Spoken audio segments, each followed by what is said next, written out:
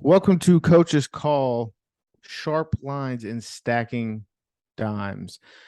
This is Coach's Call, NCAA Football Pick'em. Tonight we are missing Coach Z.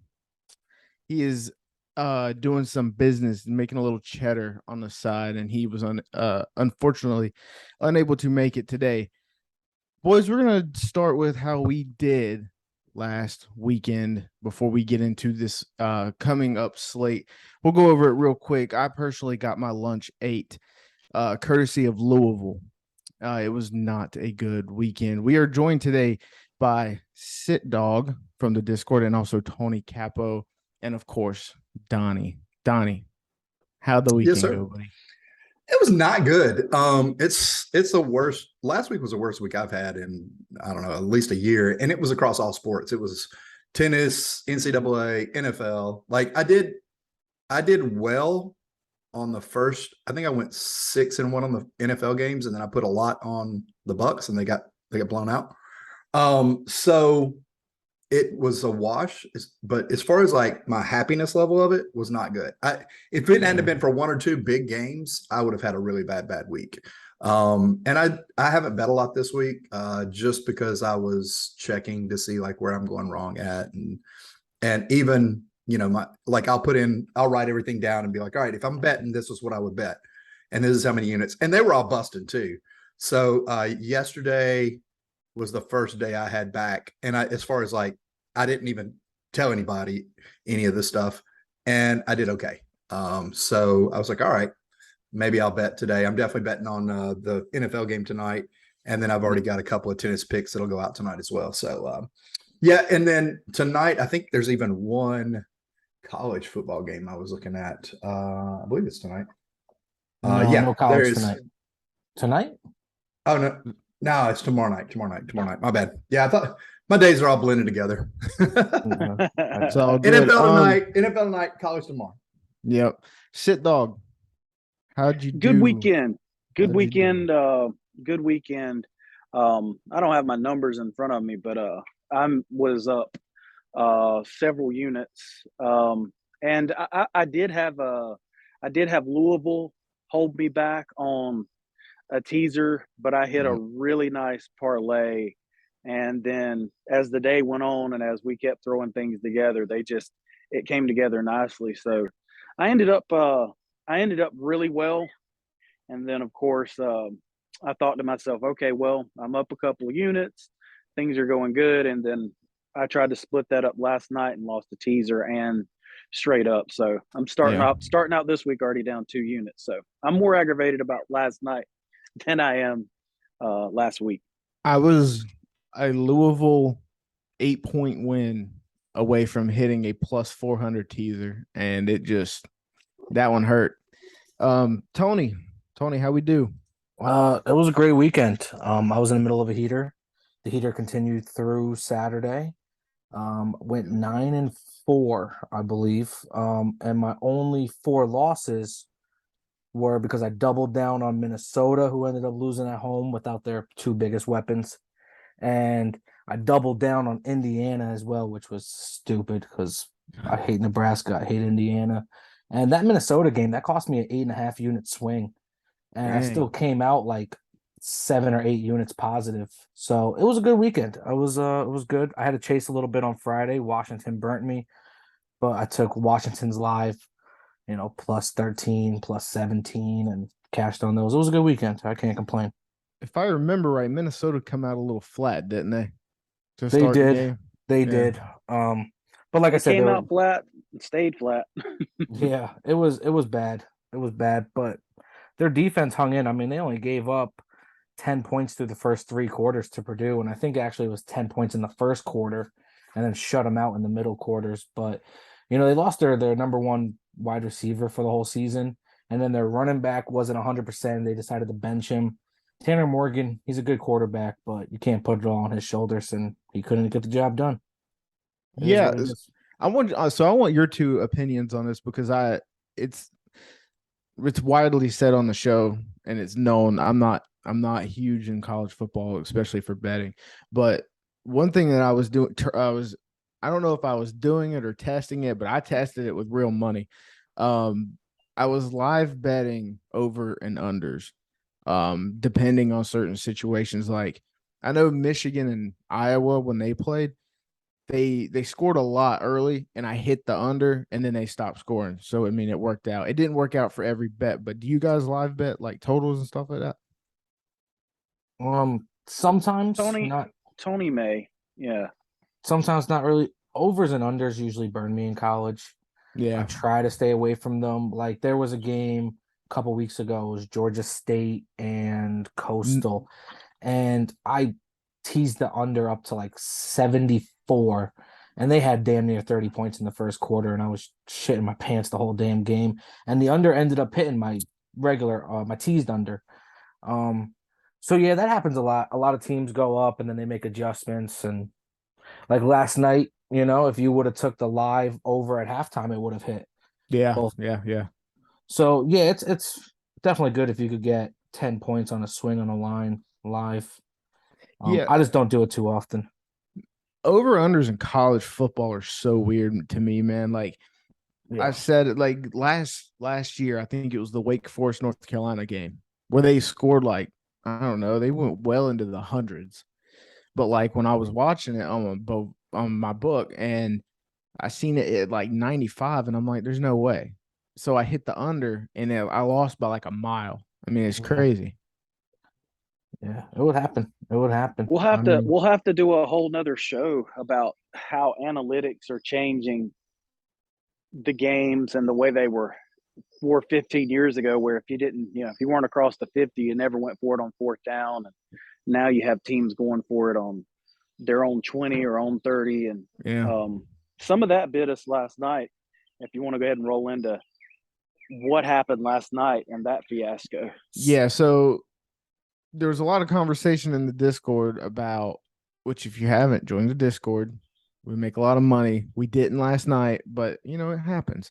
So SMU played UCF, and you two had a lot of good information about SMU going into that game, I thought. And we ended up making it a squad ride within the Discord, and they looked good in the first half. I watched the game. I thought they looked good, a couple mistakes, but the wheels just fell off in that game. Yeah, I think it did. But, one of the reasons we took the game is because all the data aligned. SMU had played a lot tougher schedule. UCF had lost to Louisville, who had, just lost to Boston College. There were no quality wins for Louisville. SMU had played a good Maryland team, like a one-score game. They hung tough with a TCU team that I think the line's already out for next week. Tony, correct me if I'm wrong, but they're favorites over Oklahoma State yeah, already next week. -2 next week. So some of the things that we put together, if I had to cap the game, if I was in Vegas, if I had to cap the game, I think I would still cap it. I would cap it. I would have had it probably -3 SMU. I agree.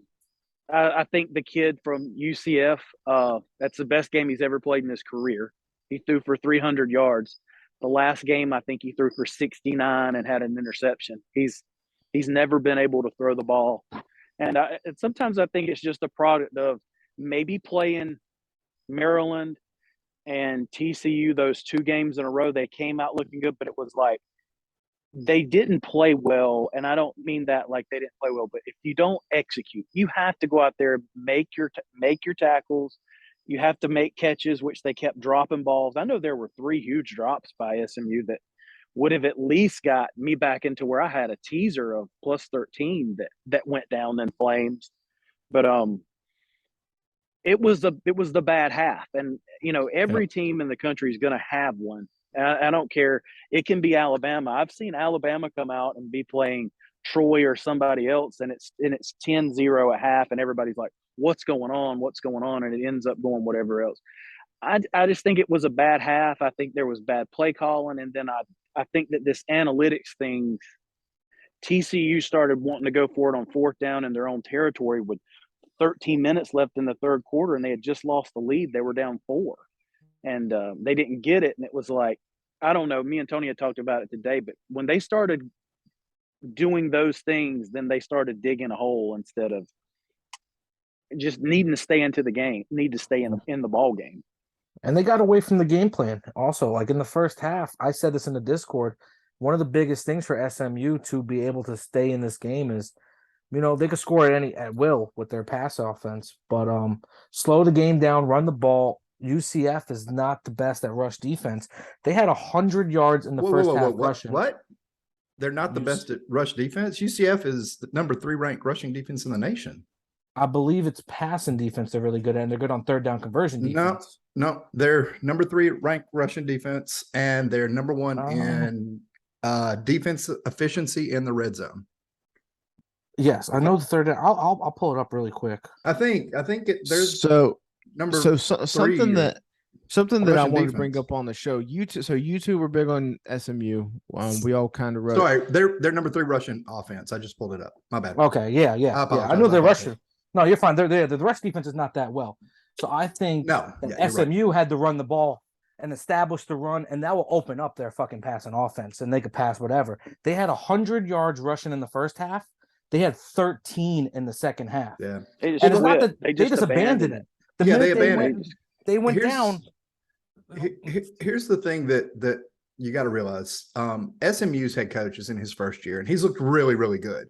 But he was going up against Gus Malzahn, who is a offensive genius. So when they came out in the second half, the adjustments that Gus made compared to the adjustments the SMU head coach made were night and day.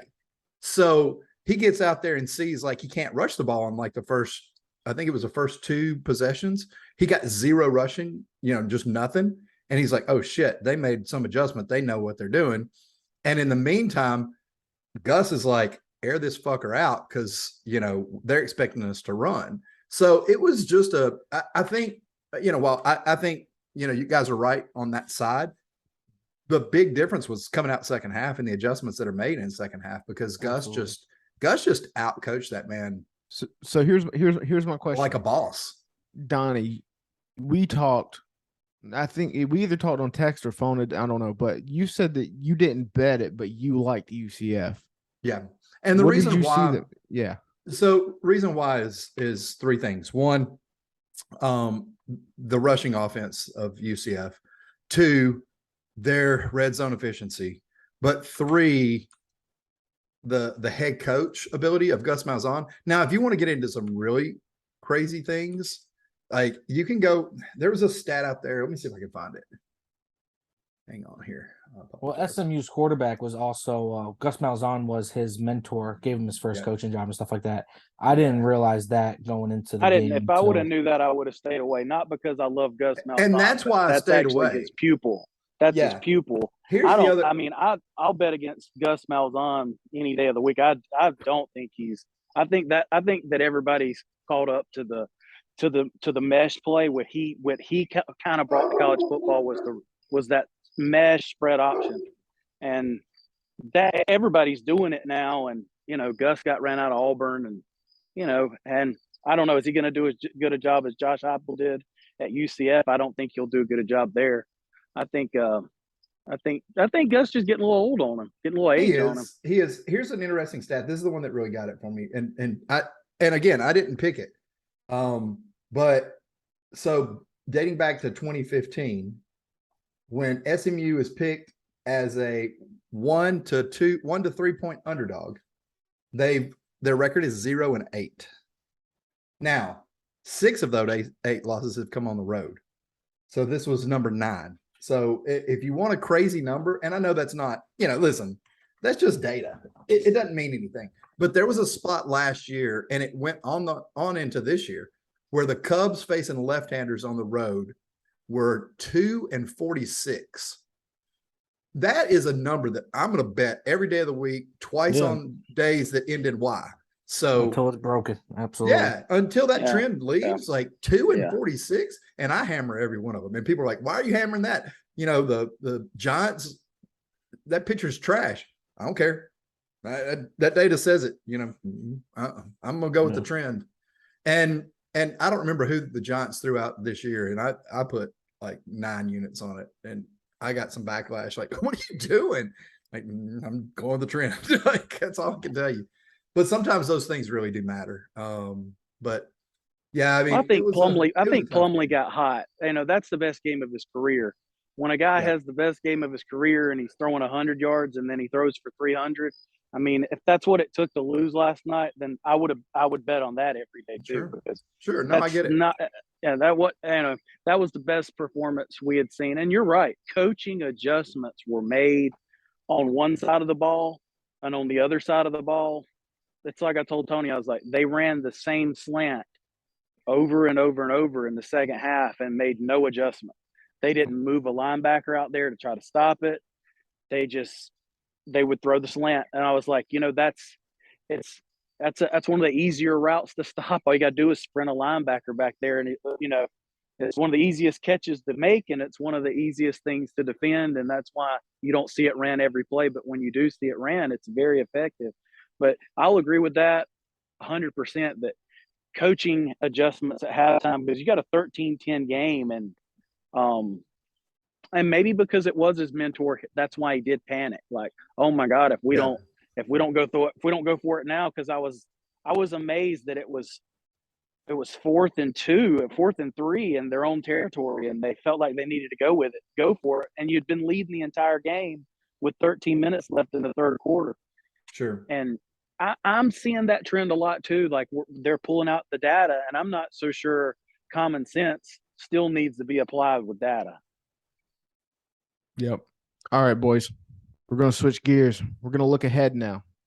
So we got Tony and Sit come up with 7 of what they felt was like the biggest games for us to discuss. We're going to start with some SEC action.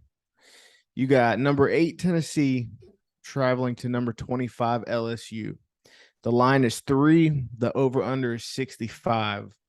We're going to go around the table. Donnie, what do you think?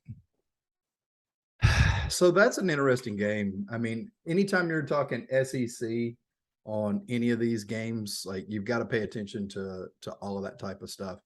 I do like the over on that. It's probably one of the only bets that I like in that. Just because both of those teams can score. I mean, they can move the ball up and down the field. If I've got to pick one, it's an early game, I believe, isn't it? Yeah, it's like Yep. 11 Yeah, it's an early o'clock. game. I'll take Tennessee -3, but I really like the over a little bit more. Probably the best play that I could come up with would be to tease it down a little bit and go over 59 and Tennessee +3. I think that's I actually like that a big lot. one. Yeah, that's cool. But I mean, that said, you could tease it the other way and say Tennessee, minus or +3 and under 71, or either one would be fine. I think that game ends with about 65 points. So I think it ends like 65-70, so I like teasing it down a little bit more, but yeah, that's what I think is a good play. Tony, what you think? I'm real intrigued by this game. I'm real intrigued. I was looking into it last night and actually get caught up. I spent like over an hour just looking into it. Tennessee hasn't beaten LSU since 2005, but they're two different teams now. Yeah, they haven't beaten many people since 2005. Yeah. Hooker looks fantastic. He's running that offense at a high level. They look to score with tempo, but LSU's defense may be up to the task. They slow down fast offenses. They play at 119th defensive pace of play. They get to the quarterback, 5th in the nation in sacks per game. They held Will Rogers of Mississippi State on that air raid Mike Leach offense to 214 yards, 1 interception, got to him 4 times, sacks in Baton Rouge. I think Jaden Daniels is going to have to step up and play. He was atrocious last week, 8 for 20 for 80 yards passing against Auburn, and Tennessee gives up yards too.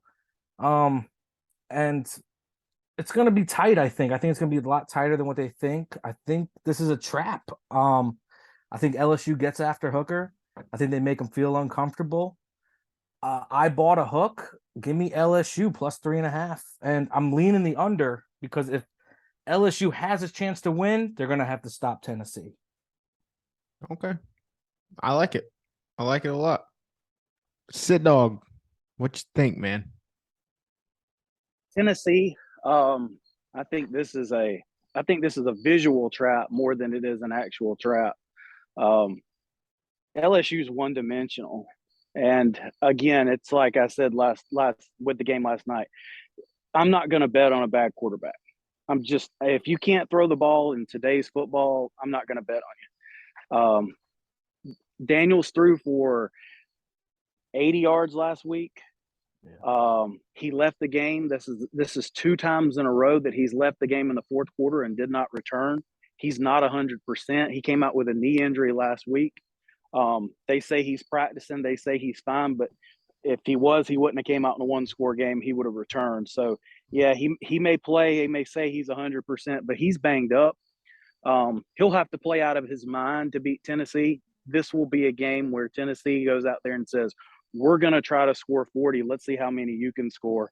And I don't know if this kid can throw for 250 yards. I say play Tennessee with confidence, take the -3. Don't make it much harder than what it is. It's not a night game in LSU. That makes it a lot easier to play there. It'll be 11 a.m. Central. I've already put it on the Discord. I've got Tennessee. I've got a money line. I've got them spread. I've got them a bunch of different ways. If you can't score, this is the wrong team to play, and LSU is going to have a hard time scoring. So you're pretty much saying don't overthink it on this one. Just roll. Yeah, I think that LSU's entire offense is dependent on Jaden Daniels, and I think he's left 2 games in a row hurt. So if he's not 100% and he's not Superman, they don't have a chance tomorrow, or they don't have a chance Saturday. Cool. All right. This is one that I am mad that I actually am probably going to have to work during because I'd love to watch it. We got the Red River rivalry. We got Oklahoma versus Texas. Big 12 action. Line is 9.5. Over under is 66. I like the over personally in this one. Donnie, what you think? Well, the only reason you're not seeing the over getting slammed is because Texas defense is actually very good. That said, you've got multiple factors going on in this game. Oklahoma's coming off a big bad loss where they needed to step up and they did not, and they just got blown out. So they're missing their head coach that's no longer there. That's a fact. But this is still an emotional game, and Texas is coming in thinking they've got this easy, and it's never easy. No. I'm going to take Oklahoma +9. And I might even sprinkle just a little bit on the money line, only because right now Texas is getting 64% of the bets and 45% of the money. You can still see at +265, 36% of people at +265 is a big number. Now that's a lot of public money, but when they've got 55% of the bets, that's more than half the bet. So I might sprinkle it. Yeah, I'm going to sprinkle a unit on it and probably take Oklahoma for +9 for 4 or 5. Sweet. Tony. Well, you guys know Texas is my team. Oklahoma has absolutely owned us. They won 10 of the last 13 matchups. But this ain't the same Oklahoma team. The Sooners defense is 124th first downs allowed, 118th in rushing. I think that game against Texas Tech a few weeks ago with Texas showed that they need to get Bijan more involved, and I think he will this game. We don't know what's going on with Dylan Gabriel yet for Oklahoma. If they go with General Booty, he's exactly what his name is. He's Booty. And then if they go with the transfer kid, the junior Davis Bavall, big kid, 6'5", 230, but he's unproven. Don't know what's going on. Oklahoma hasn't lost 3 in a row since 1998. Oklahoma's actually excluding the playoffs is 5-0 in the last 3 seasons playing on a neutral field. But here's the kicker. Is this a neutral game? This is a neutral game, yes. It always is, yeah. They play at the Texas State Fair. But the kicker with that is they were the favorites in all those games. And neutral site games as an underdog, dating back to 1993, they are 0-4 against the spread. Give me Quentin Ewers in his first game back. Give me Texas -9. Hook 'em. Like it. So last year I started watching a little bit more college football to get a little more knowledge, and I loved watching B. John Robinson. That dude's such a beast. Sid Dog, what you think? If Gabriel doesn't play, save your money, Donnie. Don't bet on Oklahoma without Gabriel. And he's in concussion protocol. The Yeah. backup I saw Yeah. him last week, that game was actually still manageable until he got knocked out. And then the game got ugly because Yeah. they have no I was backup. assuming he was coming back, but if he's still in concussion protocol, yeah, that changes everything. Yeah, it's still Yeah, day he's to in. day. They He, haven't made he's it in. Yeah, official. he's as of today. He's still in concussion protocol, which means that he's not practicing. So Yep. that means he won't even have any. And if you watched any of that game last week, and I think Puffy mentioned it the other night, was Gabriel was missing guys anyways, and his timing hasn't been good at Oklahoma yet. So him missing valuable practice time, I think affects him as well. You know, the thing that scares me here is Venables he's going to scream and yell, and he's going to have them ready to play Saturday. I think Oklahoma comes out, fights hard. Um, I don't want to. I know everybody's high on Ewers, but I've seen the kid play 3-4 series, and they're donning him the next Peyton Manning. I mean, let's see this kid have his bad half and a good half, and then maybe he's somewhere in the middle. But I'm not ready to say that he was going to beat Alabama just like we saw last night in the second half. Adjustments could have been made. He could throw an interception. We don't know how he responds to adversity. There's still a lot out there for me to just jump on this Ewers bandwagon. I know when they said he was going to play today, the line jumped like they announced Christ was coming back. It went from 6 to 9.5. I'm not Yeah. ready to anoint him yet like that. He'll have to earn that with me. But I do think that we're getting up here 9.5 points. I think that may be too much. And while I think Texas will win, I think the game's going to be a little closer too. And I'll go with Donnie, and I'll agree that just almost 10 points is too much in a rivalry neutral field scenario. Yeah, I've always said, and this goes to the NFL, college basketball. It applies to any sport. Anytime you have just a hard-nosed rivalry like that, if a line like that gets too big, you might want to hit that line. Depending on certain things, of course. But moving on, we got TCU, number 17 TCU going to number 19 Kansas. Both are undefeated.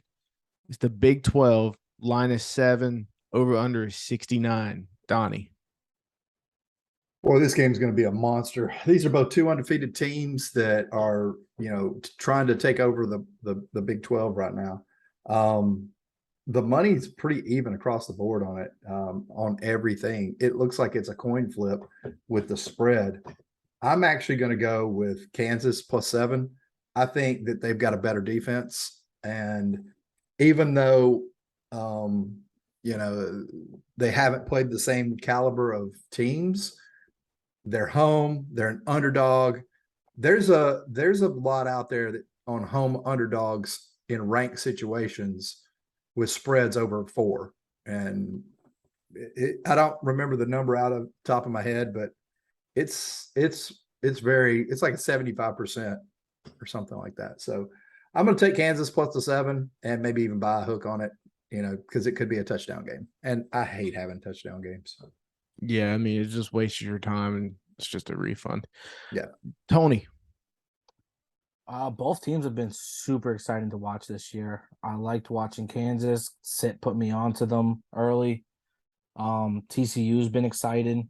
They are fucking explosive, dominating everything in offense. Kansas's pass defense, though, is not very good. 110th in passing yards allowed, 129th in sacks. If they give that kid Dugan all day at TCU, they can run up the score fast. I think Daniels will need to continue his Heisman-like campaign, extending drives with his legs, making throws. I didn't know this. Kansas is 4th in the nation on third down conversions offensively. When you can extend plays, it's magical. TCU, though, is 5-0 against the spread in their last 3 seasons as a road favorite. I think they win the games they need to win. even on the road. Kansas should have lost last week too. They played close, but Iowa State missed 3 field goals, I believe it was. I think it was I 3. love Kansas. Cinderella's probably coming to an end. Hate to say it. Give me TCU minus the 7. I like it. Sit dog, what you think? He's muted. Hang on, I got it. He might not be there. Might not be there. We can come All back right. to him. Yeah. All right. So, there no, he is. he's there. Sid Dog, you're up. What's up? Okay. Well, like Tony said, I've been on Kansas, and it's been a fun ride, but I think it ends. Reality sets in. The reason I say that is because I was getting in the truck, guys. Sorry. I was on Kansas in the Duke game, and Kansas's defense is absolutely pathetic. It looked better last week, but that's because they don't play offense in Iowa. Iowa or Iowa State can't play offense. Jaden Daniels is great. Both of these quarterbacks are phenomenal. I think between them both, there's 22 touchdowns and 1 interception. Daniels has the 1 interception. I think there's 5 quarterbacks in the country that haven't thrown an interception, and Hooker is one for Tennessee, and Dugan is the other one at TCU. I think that Kansas will say they'll try to say let's go, let's outscore you, but I think TCU just has better players, and I like TCU here to win and cover. Actually, I think they'll win by 14. I think they'll get a few stops. That's all you have to do in a shootout like this is get a few stops, and you can win by 14. Yeah, I think TCU showed me all I needed to see last week. I like TCU with the points as well. Pac-12 action. Number 18 UCLA and number 11 Utah. The line is 3.5. The over/under is 64.5. I was sitting here looking at this game. These teams do like to score points. The under looks juicy. Donnie, what you think? I'm taking the over. It Yeah. was a given. There's a 30-point spread on the money. Anytime that happens, I take it. If it gets up higher, I'll go there. If I had to pick a team, I'd take Utah, but I'd take the money line. I don't like the points. I think it's going to be a real close game. And it may be even one of those games where you go into overtime and it's a field goal, So yeah, I don't like that at all. So I'm sticking with the over and the money line. Shit, dog. We going with the over/under, or we going with the line? I'm with Donnie here on this one. I think it's going to be an over. I think it's going to be a shootout. I'm not going to touch it. Don't want anything to do with it. But I'm with Donnie. This has just been Utah's conference really, and I think that they've owned UCLA. I think this kid who's been there has not had success against Utah. He has not beat them yet. He did mention, this is one of these games I have circled. I don't know if the kid's been there 5 years or whatever else, but Thompson's been there forever. I like Utah if you force me into it, but I wouldn't be surprised if this thing's not like very close, very late, and, whoever gets a stop or something like that can win this game. But I think it'll be wild and crazy and fun to watch. But I'm no play for me, but if you're crazy enough to bet on it, go with Utah money line. I wouldn't even mess with the points. I'm with Donnie on this all the way. I'm crazy enough to bet the over on this one. Tony, we squad riding the over? Well, I gotta pull a Lee Corso and say not so fast, my friend. I think UCLA, they burned me last week. DTR looked great for them, absolutely. But this is gonna be the toughest defense they face all season. Utah is 18th in defensive third down conversions, 12th in defensive first downs allowed, 9th in defensive passing yards, 10th in turnovers. They ball hog. They're going to get after it. They're an experienced team. They're on a mission since losing that Florida game in the season opener. I want to see what adjustments they make since facing Richardson week 1. They got to face DTR, who's another dual threat guy. If they can make the adjustments, I think they'll slow down UCLA. And surprisingly, they like to score, but they're 30th in the nation in time of possession and 116th in seconds per play offensively. They're going to try to slow down this game and grind it because they don't want to get into a shootout with UCLA. Give me Utah minus the 3.5 and the under. Yeah, I mean, Utah made Richardson look like a Heisman candidate week He one. absolutely did. He absolutely did. Yeah, so but- I remember I watched that game. So we got Washington. Next, we got. Oh, I'm sorry. So everybody We got- was on Utah, right? I was on Utah. No, I had Florida. Ooh. No. I'm talking Florida. about in the picks. Just Oh, now, whoa, whoa, everybody. whoa, whoa. I'm sorry. It was. I'm sorry. We had a consensus on Utah, right?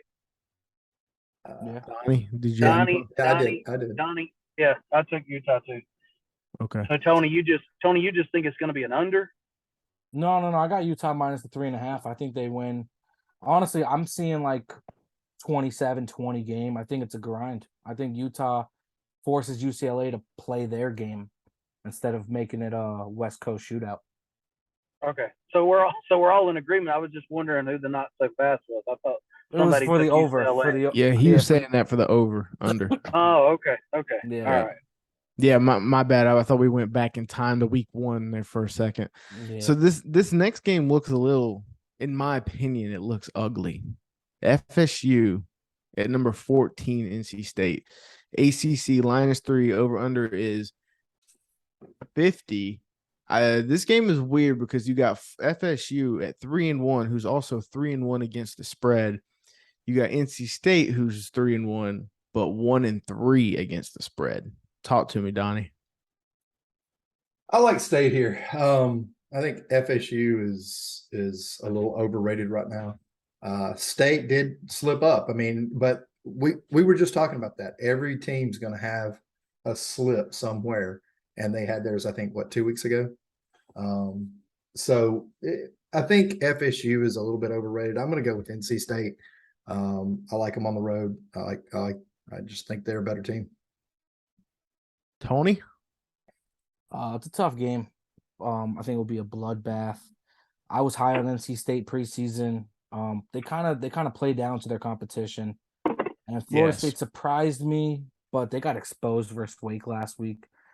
NC State at home is 15-1 straight up, 12-4 against the spread the last 3 seasons. Florida State has lost 7 of the last 10 on the road. Give me North Carolina State in a close one. I like the money line because I think it might be a field goal to a touchdown game. I couldn't agree with you more about them playing to their competition. Since I watched that game week one against ECU, I'm like, you should be blowing them out, and you're not. And I was on NC State money line. That saved me that missed field goal at the end against ECU. Dude, they were so bad. Sid Dog, what you like for NC State and FSU? Carter Finley Stadium is probably one of the most underrated. If you don't know, I know. it's going to be loud. It's an SEC type atmosphere. It'll jump. It'll be loud. FSU won't be happy with the noise. They got blowed out. Just the score may not say it, but I mean, Wake Forest took them to the woodshed and it embarrassed them at Florida State. So both teams are coming off a loss. Whoever loses is completely out of the ACC championship, and they're both in the division with Clemson, but this would just mathematically do them out. So it's a big game. There's a lot riding on it, but I'm with all of y'all. I think the home field will be a thing here. NC State is an old team. They won this game last year by 14. They have 17 returning starters. They're coming off a loss. I just think that this is NC State. I'm not going to bet it, but money line's probably safer than the 3.5. I think it is now. Okay, cool. Next up, we're going back to Donnie's favorite. We're going back to the Pac-12. We got Washington State at number 6 USC. The line is 12.5. The over-under is 65.5. I love USC, man. They love to score. Give me USC in the 12.5. Donnie? I'm just going to stick to the over. I think this game comes down to a 2 touchdown or maybe a touchdown and a field goal, like a 10 to to 14-point game. So that number's real sharp. But there's a shit ton of money on the over, and for good reason. Both teams can score. I think it's a close game. But I think the over is the way to go. Well, something important to note that I should have noted: USC is 3-2 against the spread, while Washington is 4-0. So that's important too. Tony, Yeah. what you think? Gotta pull Lee Corso again and say, not so fast, my friends. You know, everybody thinks it's going to be a high-flying game. The public is pounding the over. The last 6 meetings between them, the public's not pounding the over, Donnie? No, you're talking – now, they do have the majority of the bets with 62%, but they've got 85% of the money. So that's big money there. That's not public. That's the big boys. I didn't look at the numbers because I was rushing a little bit. I just think, you know, the public's going to look at this closer to Saturday and probably just throw a bunch of money on it, on over. But the last 6 meetings between them, the under is 5-1. The under is 5-1. It's a dog fight. They both like to throw the ball, but I think everybody's expecting a huge blowout game. The road team is also 7-2 against the spread the last 9 meetings. Give me Washington State plus the 12.5 and the under 65.5. Okay. Sit dog, you gonna be betting on this game? If I do, it'll be an alternate spread. I'm like Donnie. These are the lines are getting sharp. I mean, Vegas has seen the film on everybody. The lines are getting sharper every week. Donnie had mentioned that earlier in the season, how the lines are going to get sharp, and then they'll let people. But early, they're like, here, we'll put it here because we think the money will be half and half. But now they're throwing lines out there. I think the game will be close to that line. The only thing I can say here, and I will go against Tony, is when you go from Clay Helton to Lincoln Riley, then I can't really go on that offense compared to this offense, because now USC, if they go 6-0 tomorrow, then this will be the first time they've been 6-0 since 2006. So something changed, and that's Lincoln Riley and transfers. They brought in the number 1 receiver of the nation. They brought in a running back. So past stuff here that to me doesn't make much sense here because of Lincoln Riley and the transfer portal. Yeah, but I think I don't mean to cut you off, but you're going to tell me they didn't get exposed in Corvallis the other week? They put up 17 points, won the game 17-14. It was a road game in Corvallis. They'll be at home tomorrow. Okay. They'll be in the Coliseum, and everybody in Hollywood will be there. There's something different in the air, guys. And I'm not just saying, I'm saying this will be their first 6-0 start since 2006. Something's different in USC. I think everybody knows that. Oh, yeah, it's Lincoln Riley and the ability for transfer protocol. So when I was a kid, like literally a kid, I think I was like 9. USC was the shit back with Reggie Bush, Matt Leinart. Yeah, like 10 years ago. No, shut the fuck up.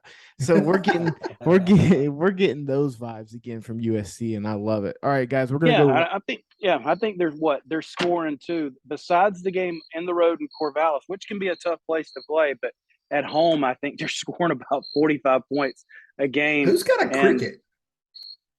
I live in the country. I'm on a farm. I live on a farm. I live in the country too, but man, that's a loud ass cricket. Well, I live in the country, man. I got a pond, so you might be hearing tree frogs and all other stuff. Maybe that's what it is. It's a tree frog. That's what it is. Yeah. I was like, what, you got a pet cricket on your shoulder? Tristan, play USC with confidence, or bring it down a hair. And I think Donnie's right. I think. I will play it with confidence, my friend. Yeah. I will. Okay, boys, we're going to go a little bit more rapid fire just because time's getting a little short for one of our castmates.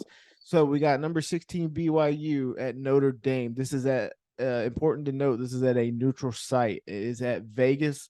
The line is 3.5 and the over-under is 51. Donnie? Oh, gosh, I hate this game. I do. I'm not a fan either way. But if I got to take anything, I'm taking Notre Dame at home. Neutral site. Well, yeah, neutral site. Sorry, neutral site. Las Vegas. You know what? Just give me the money line for Notre Dame. Yeah, we'll stick with that. Tony? Now say that I say that, and Notre Dame will get blown out because they choke. Yeah. Tony, what you like on this game? Notre Dame beats teams they're supposed to. They're 19-1 straight up as the favorite the last 3 seasons. The only loss was against Marshall.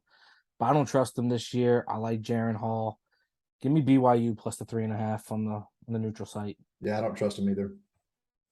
Sit dog. BYU can throw the ball. Notre Dame's offense is terrible. The only team they've scored on is North Carolina, who I don't even think plays 11 people on defense when they do play. BYU will outscore Notre Dame with the air attack, and Notre Dame won't be able to keep up. I would play this game with confidence that BYU wins. A neutral site. This will be a lot closer game for the Mormons to get to than Notre Dame too. So It's true. They don't have a far carriage ride. All right. yeah, and Oh, I'm sorry. Go ahead, sit dog. Sorry. I was reading something the other day, and it was like BYU will bring $100 bills in the 10 Commandments, and they won't break either. Jesus. Oh Lord. Okay, so I was gonna love do it. 2 picks. We're just gonna simplify it. I want everybody to give me their one bet that they're gonna throw the mortgage on. Your top bet of either Friday or Saturday, whichever one that day is. For me, it's gonna be TCU -7. I think they take care of business against Kansas. Donnie, what you got? Whew. Top bet. Texas State, Appalachian State, under 55.5. The money is almost a 75% swing. That is huge. We had one like that last week, and it nailed. So I'm gonna stick with chasing the money. Take Texas State and shit. Who are they playing? I don't even remember. I had it up here. Texas. Appalachian Texas State. Appalachian State. Yeah, Texas State, Appalachian State. That's it. Tony, what are we throwing the mortgage on?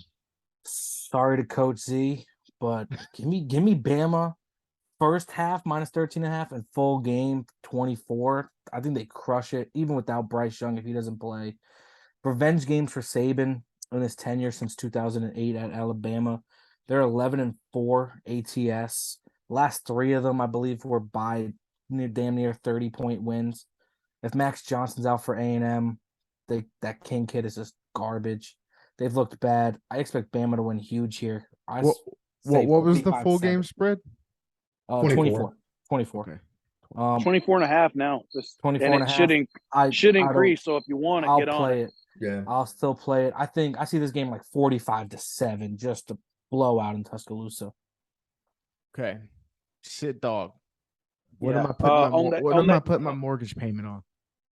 Ole Miss 17.5 at Vanderbilt. Just fade bad teams. You know, sometimes don't get caught up in the hype of these other games that are high profile. But Ole Miss going to Vanderbilt. This is where last week I said, hey, I don't like Lane Kiffin's offense against good defenses. This is where Lane Kiffin gets his recruits. This is where he gets the style points. This is where he does all that. He'll pick on this bad Vanderbilt team, and he won't feel bad about doing it. They're going to cover by they'll win big. I think they'll win by. Don't be surprised if you see this thing like 40-14 with Ole Miss at Vanderbilt. And then my other game is Arkansas -9.5 at Mississippi State. Plus 10 9.5. points is too. It's just too many points. Yeah, it's I would play Arkansas in the points. Obviously, I misstated that. Arkansas plus 9.5. It's an SEC game. This is an Arkansas team that had whatever you want to call what happened in Dallas when they played A&M. That was kind of funny, and then they played Alabama last week. Their preseason top 25 team. They've had these 2 losses. This is still a team with KJ Jefferson and a good running attack. I'm not saying they win, but I think that they covered this 9.5. I think this will be a ball game. I don't know what. I think people are riding a little bit too high on Mississippi State right now after that game last week. But Texas A&M just going down the drain, and that's all there is to it. And they were very non-competitive last week. I watched that game. with Mississippi State and Texas A&M. Mississippi State didn't do anything special. Texas A&M quit. And I think Tony's right on it. If you want to go after somebody again, go after Texas A&M, because it's going to be at Bama and it's going to be at night tomorrow, and it's going to get ugly. Yeah. Sweet. I think it's an overreaction at 9.5 too for Arkansas, because they're a little lost back-to-back weeks. So I agree with you there with Arkansas as well. Oh, All right, boys. Well, I'm sure Coach is going to listen to this back. It's not the same when you're not here. We miss you. I want Miss to you, thank. Coach Z. Yeah, I want to. y'all are some friendly people. I want to thank Tony and Sit for coming on, because they provide very valuable information. They're helping educate me within the college football world. I appreciate you guys. This is Sharp Lines and Stacking Dimes. Coach's Call, NCAA Football Pick'em. We appreciate you guys tuning in, and we'll catch you on the next one. Peace. Donnie? Yeah.